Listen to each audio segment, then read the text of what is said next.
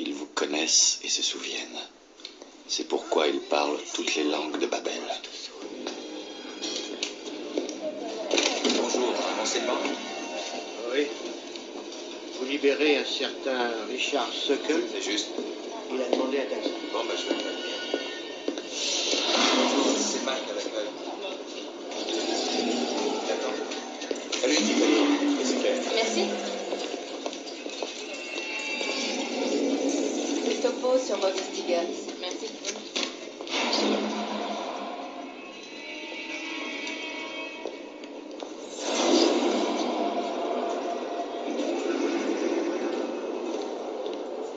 Alors, Hobbs, dis-moi tout.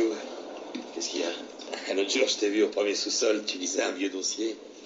Ouais, puis après? Il y avait une carte, un truc comme un plan. Je me demandais, t'as été quelque part? Je suis allé à la campagne. Ah bon? Ouais. Ah, c'est sympa de sortir un C'est peu. super, ça fait du bien de ça. Ouais. Je faisais ça avant, j'allais me balader dans les montagnes, au bord de l'eau. Fantastique. Ouais. Ouais. Je suis peut-être curieux, mais où t'es allé? Pourquoi cette question? Approche. Approche. Ah, viens, approche. Time is on my side. Yes, it is. Time is on my side. Yes, it is. No. You always say that you wanna be free, but I come running back. Mike. I come running back. Mike. Mike. Dis donc, Mike. Oui, inspecteur.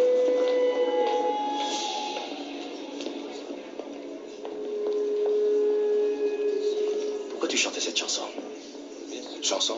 Oui, pourquoi tu chantais cette chanson? Chanter quelque chose? T'ont mis dans la combine, pourquoi tu chantais cette chanson? Je vois pas de quoi vous parlez, Ah, tu inspecteur. vois pas de quoi je parle? Non, pas du tout. Tu vois pas de quoi je parle?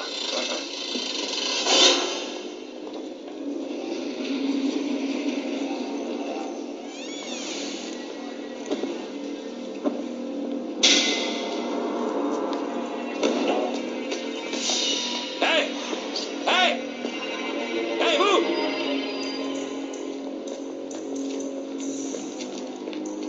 Inaya Dina de Manoa! C'est de l'araméen. Comme c'est futé. Nom de Dieu. Chérie, est-ce que pas? C'est pourtant vrai ce que j'ai dit. Je sais vraiment qui vous êtes. Azazel. D'où sortez-vous ça? De chez Milano, n'est-ce pas? Vous avez trouvé quelque chose là-bas. Eh bien, dans la vie, mon vieux, il ne faut pas tout savoir. Quoi, par exemple? Quoi, par exemple? Quand on sait, on ne devrait jamais le dire.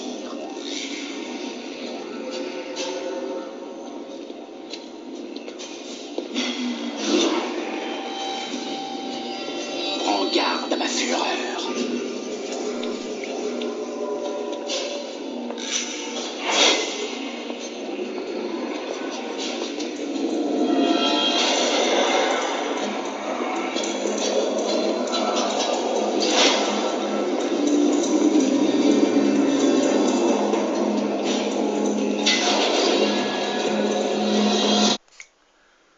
Bonjour à tous. Bon, là vous venez de voir un petit extrait du film Le témoin du mal dans lequel jouait Denzel Washington. Il existe deux raisons pour lesquelles vous pouvez entendre des voix qui résonnent dans votre tête. La première proviendrait de ces millions d'âmes de désincarnés qui nous entourent et nous transmettent télépathiquement parlant des messages dans la tête.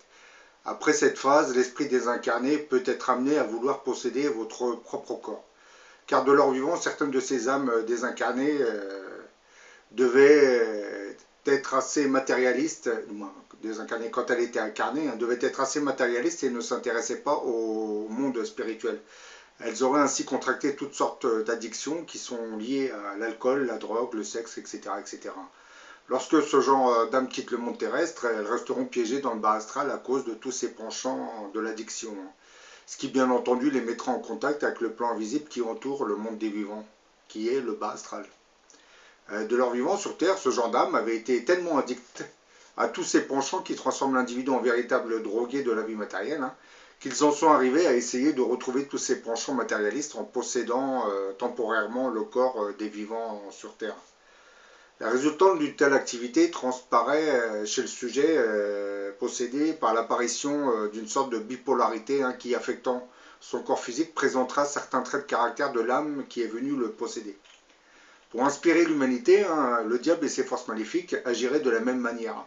Une partie de ces démons peuple le bas astral, hein, comme je l'ai dit dans d'autres vidéos, qui, lui, est connecté à notre plan terrestre. Hein. Et de là, ils vont se mettre à errer dans l'espoir de rencontrer des vivants qu'ils soumettront à leurs idées dépravantes. Lorsque les forces humaines ont un programme bien précis à établir sur Terre, bah, tous ces démons peuvent accompagner une personne pendant des semaines. Hein. Et cela afin de lui inculquer télépathiquement parlant des idées de leur programme. Et pour mettre au point un plan machiavélique, ces démons peuvent agir sur une échelle beaucoup plus vaste en sollicitant l'esprit d'un groupe d'êtres humains. Mais dans ce cas, ce sont plusieurs démons qui agissent selon un plan bien précis. Certains me poseront cette question, pourquoi avoir mis un petit extrait du film Le Témoin du Mal dans lequel jouait l'acteur Denzel Washington?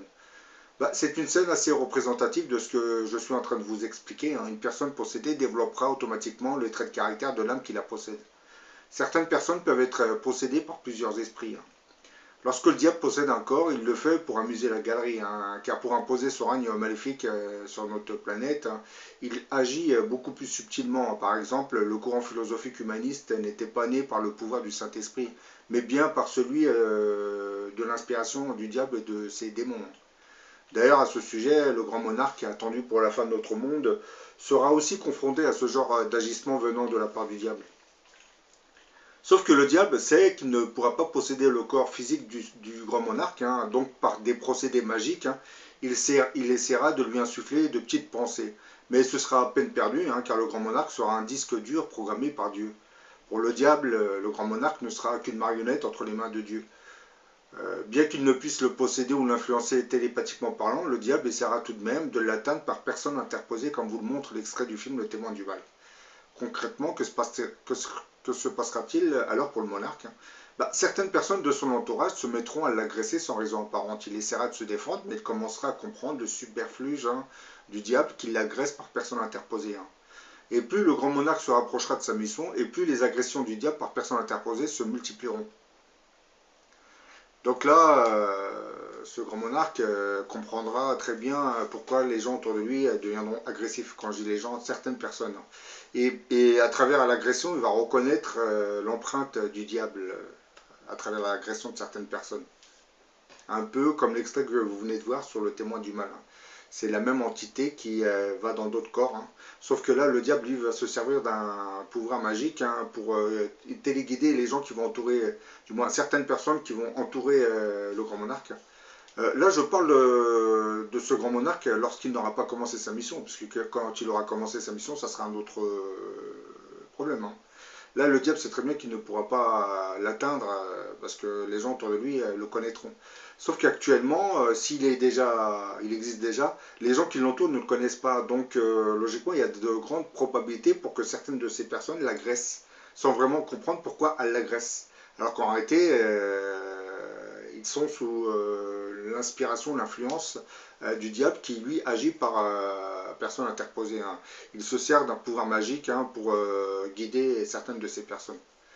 Bah, la deuxième raison qui vous expliquerait pourquoi vous entendez des voix dans votre tête viendrait de l'apport d'une technologie très très sophistiquée comme l'emploi de micro-ondes sur lesquels des bribes de messages seraient enregistrées. Hein.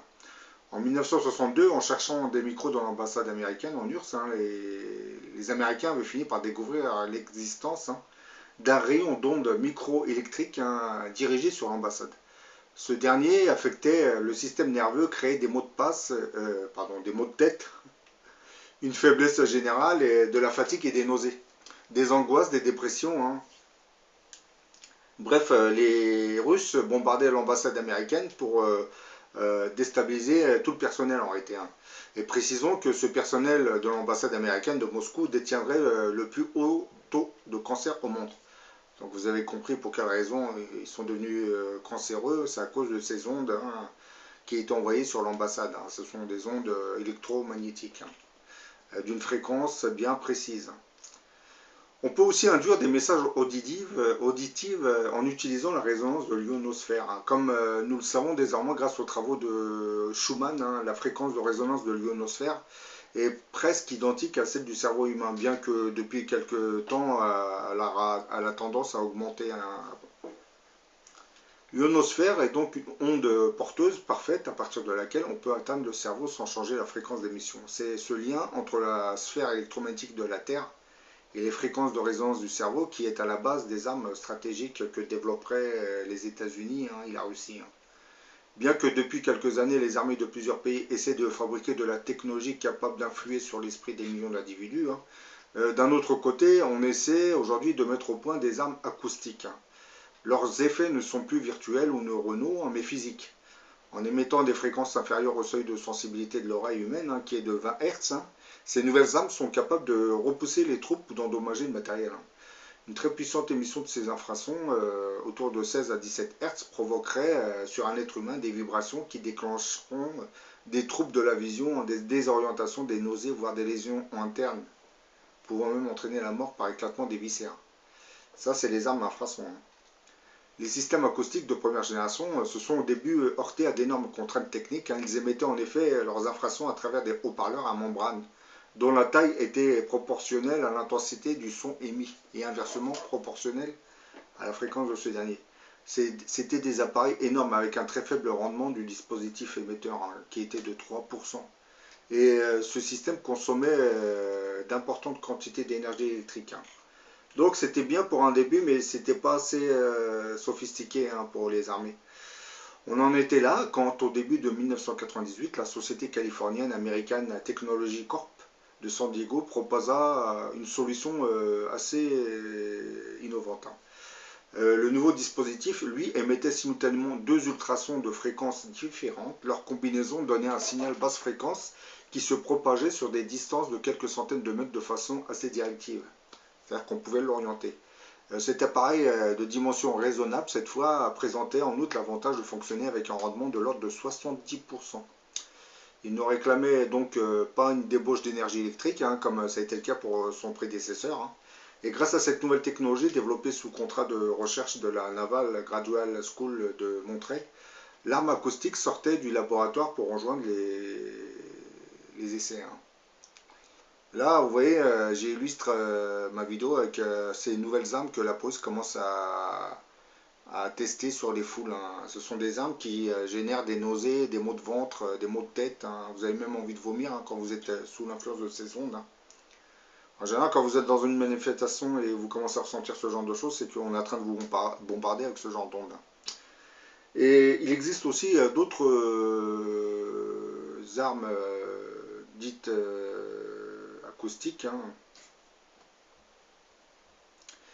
acoustiques, audibles, je dirais. Celles-ci sont très très sophistiquées. Par exemple, vous avez des publicitaires qui ont développé, ils ont intégré une technologie dans les affiches publicitaires assez spécifiques. C'est-à-dire lorsque vous passez devant un panneau publicitaire, vous entendez dans votre tête la personne parler. Vous avez quelques phrases qui sont émises et vous êtes le seul à capter cette phrase. Lorsque vous passez dans le champ du faisceau, vous entendez la phrase. Lorsque vous vous éloignez du champ, vous n'entendez plus la phrase. Et ça, chaque personne entend cette phrase. C'est comme une radio. Vous voyez, quelquefois, quand vous promenez et puis vous mettez à chanter une chanson dans votre esprit, dites-vous bien que quelquefois, ça peut être aussi une musique que vous captez d'une radio, puisqu'il y a eu une modulation de fréquence qui s'est transformée en message télépathique. Et vous, sans vous en rendre compte, vous captez la chanson et vous commencez à chantonner. Parce que au même moment, vous avez une radio qui a envoyé cette chanson. Vous l'avez capté, je ne sais par quel miracle, mais vous avez capté la mélodie de la chanson. Donc vous commencez à chantonner cette chanson. Oui, c'est assez étrange. C'est parce qu'il y a des modulations de fréquence. Logiquement, quand une radio émet une musique, elle est émise sous une fréquence bien précise. Mais il se passe des choses. Vous savez, avec les portables et toutes ces ondes qui se promènent, quelquefois il peut y avoir des interférences. Et puis certaines de ces ondes finissent par se transformer en micro-ondes et arrive jusqu'à votre cerveau, sans que vous vous en rendiez compte. Donc maintenant, lorsque vous allez vous promener, que vous voudrez chantonner une chanson, dites-vous bien que peut-être que vous avez une radio qui est en train d'émettre cette chanson, hein, et que vous, cette fréquence a été modulée sous une forme de micro-ondes et vous la recevez indirectement dans votre esprit, hein, télépathiquement parlant. Ça c'est un peu, c'est pas voulu, hein, c'est pas, ça c'est, comment dire, c'est fait par hasard, hein. Jusqu'au jour où certaines personnes vont commencer à travailler dessus, en disant, ah, si les gens entendent ce genre de musique, c'est qu'il doit y avoir des modulations de fréquence quelque part. Des interférences comme la technologie dont je viens de parler. Aujourd'hui, on sait que ces choses-là existent. Par exemple, de parler dans la tête de quelqu'un, on sait le faire. Pour preuve, dans certains événementiels publicitaires qu'il y a eu aux États-Unis il y a 4-5 ans déjà, les publicitaires avaient fait en sorte que des gens, des passants dans la rue, sur le trottoir, entendent la voix de la starlet, de la fille qui est sur l'affiche de l'arrêt de bus ou autre, qui leur parlait à eux dans leur tête et pas aux voisins qui marchaient dans la rue. Les personnes étaient ciblées. Donc on sait faire ça, technologiquement parlant. On sait aujourd'hui le faire, ça a été affirmé, affiché dans ce genre d'expérience. Donc là, vous venez d'entendre Rock Soccer, hein, le responsable du magazine Top Secret, hein, qui a évoqué cette technologie qui permet à certaines publicités d'émettre des messages dans l'esprit des gens. Mais n'oublions pas une chose, hein, c'est que quelquefois quand vous entendez des voix aussi, hein, ça ne vient pas que de la technologie. Vous avez autour de nous, nous avons des millions d'âmes de désincarnés. Hein. Quelquefois, vous avez aussi des démons, hein, des entités maléfiques. Hein. Toutes ces entités ou ces âmes de désincarnés peuvent vous inspirer télépathiquement parlant en vous envoyant des pensées, des idées, hein, voire des images. Donc voilà, vous avez en réalité, les deux fonctionnent. Hein. Vous avez la technologie et la télépathie qui vient d'outre-tombe. Parce que vous savez que dans l'autre monde, les esprits, les âmes de désincarnés communiquent entre eux par télépathie. Hein. C'est une communication qui se fait automatiquement. On comprend ce que l'autre vous dit. Bon voilà, j'en ai fini avec cette petite vidéo. Et je vous dis à la prochaine pour une autre.